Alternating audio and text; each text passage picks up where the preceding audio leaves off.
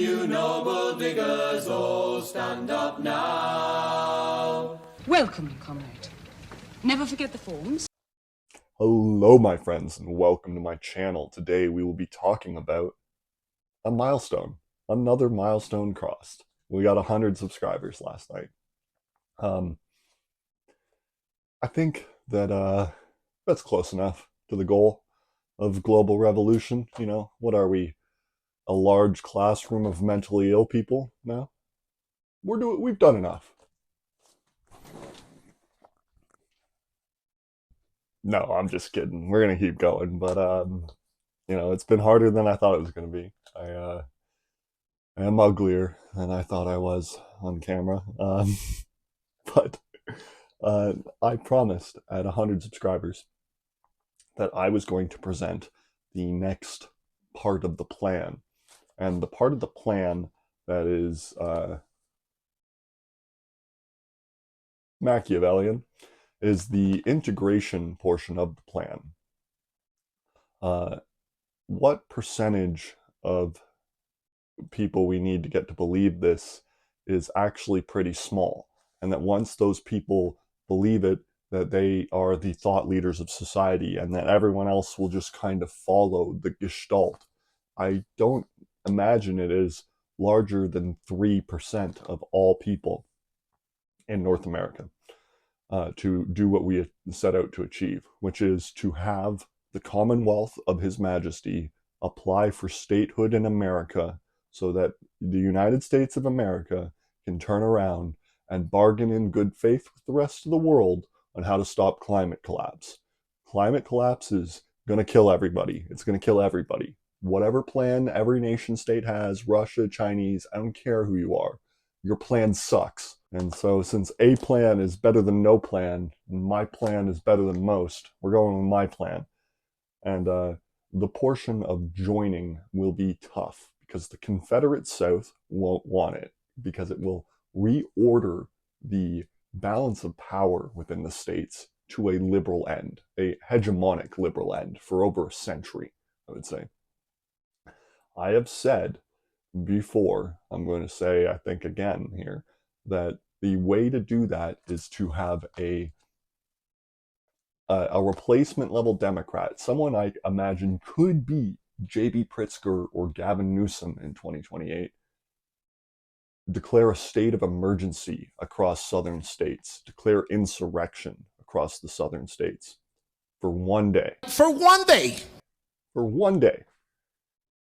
And in that one day, the remaining loyal states have a vote on the application, the emergency application of the Commonwealth of His Majesty King Charles III on the entrance of these states. Once it's been accomplished and it's in the Constitution and we're member states and all that, it's over. It's a fait accompli. The slave states never managed to reverse the amendments imposed by Lincoln's North while they were in rebellion. That is the precedent we're going with.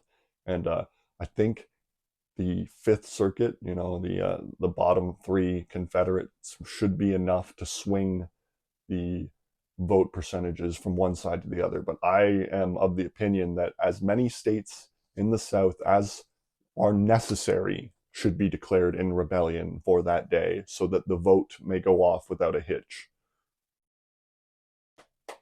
This is the way politics is done. I'm done pretending that these Southern Confederates are people and deserving of human rights. They are completely off, hallucinatory hogs, thugs, gangsters, Ku Klux Klan members. They will be disciplined.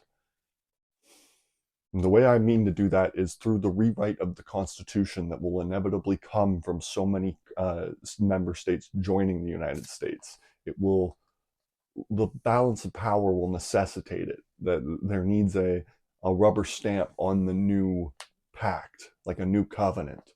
And the way to do that is to basically rewrite nothing within the US Constitution. The less you change, the more certain of your victory you can be.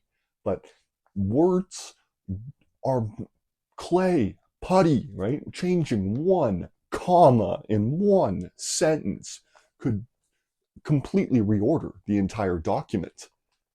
But I mean to add one sentence. And the sentence that I mean to add is that if you become a public servant, if you become a public servant and take executive authority on yourself, you are in a position of power in the government. I don't care what level of power that is. You could be the president, you could be a general, right? You could be the manager of waste for the state of, I don't know, Arkansas. You could be a principal at a high school. You could be a beat cop. Authority. You've been granted authority by the state.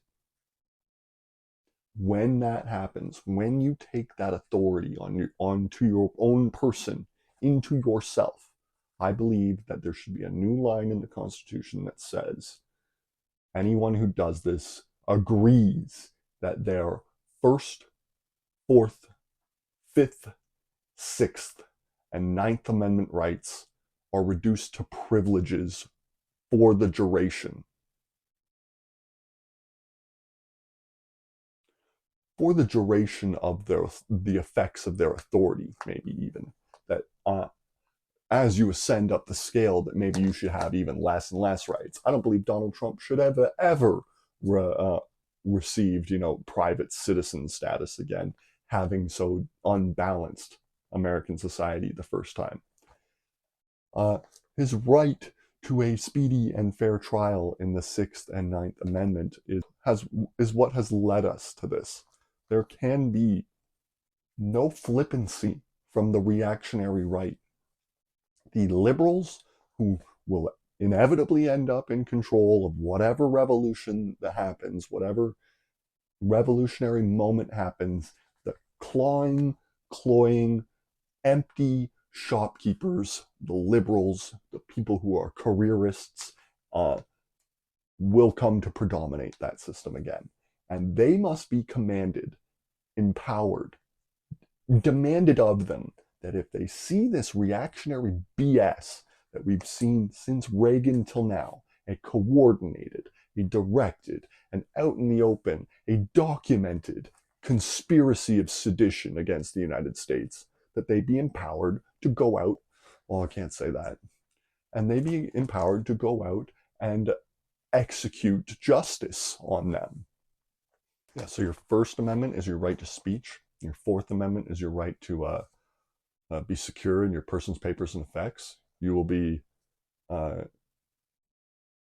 monitored in violation of your person and your property.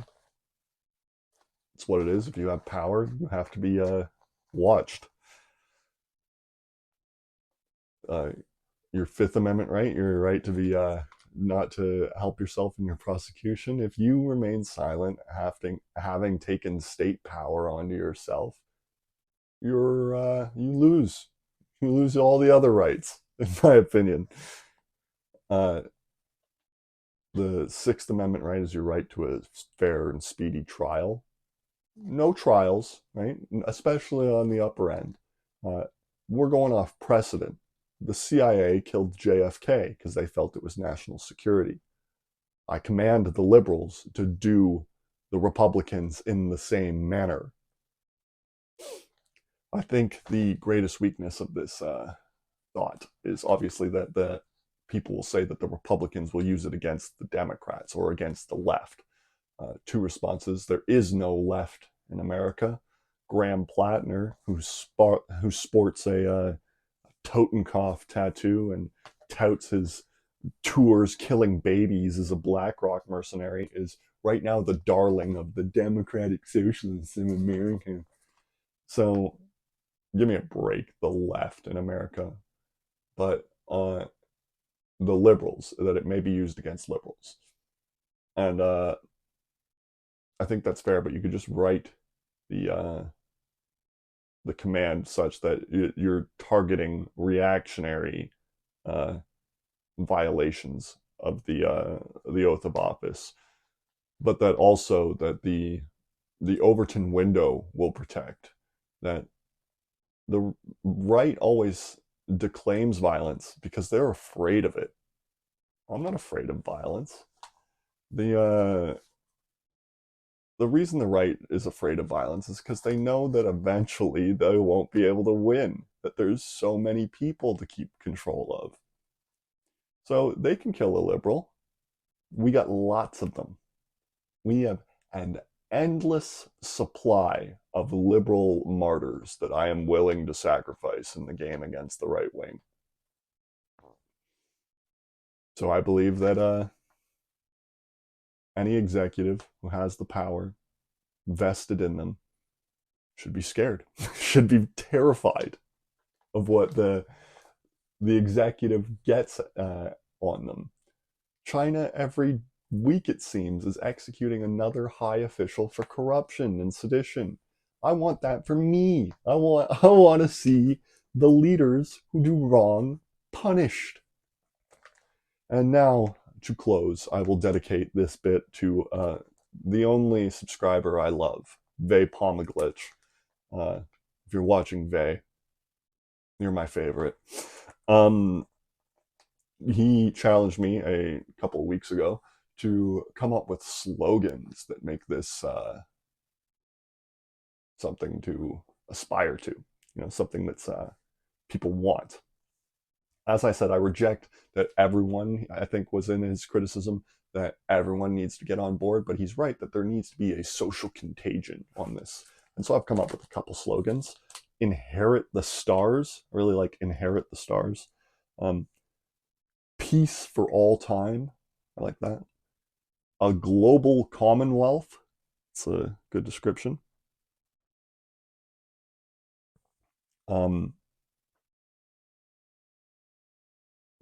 The final one I really like is conquer the sun. That the party dreams of conquering the sun, and we ask you to help.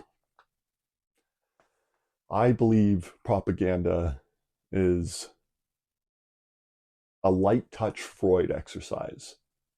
You want to challenge their manhood, but in a light touch way that makes you seem like you're all part of one team at going towards one goal.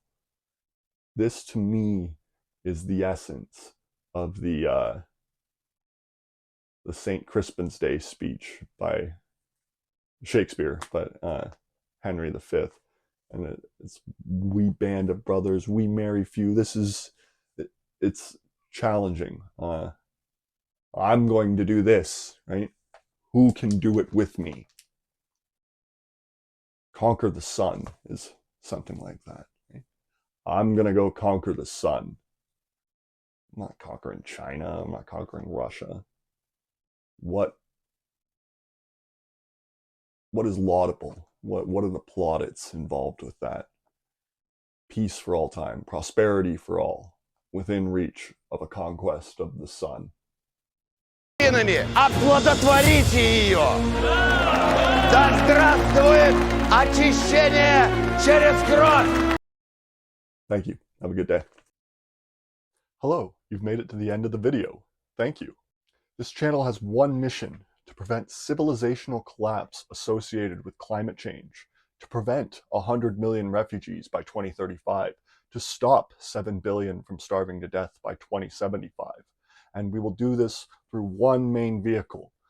We mean to unite the Anglosphere. We will do this by convincing the Commonwealth of His Majesty King Charles III to apply for statehood as one. And then with this new power, we will be able to negotiate in good faith with the rest of the world on how to tackle this crisis. Thank you and enjoy.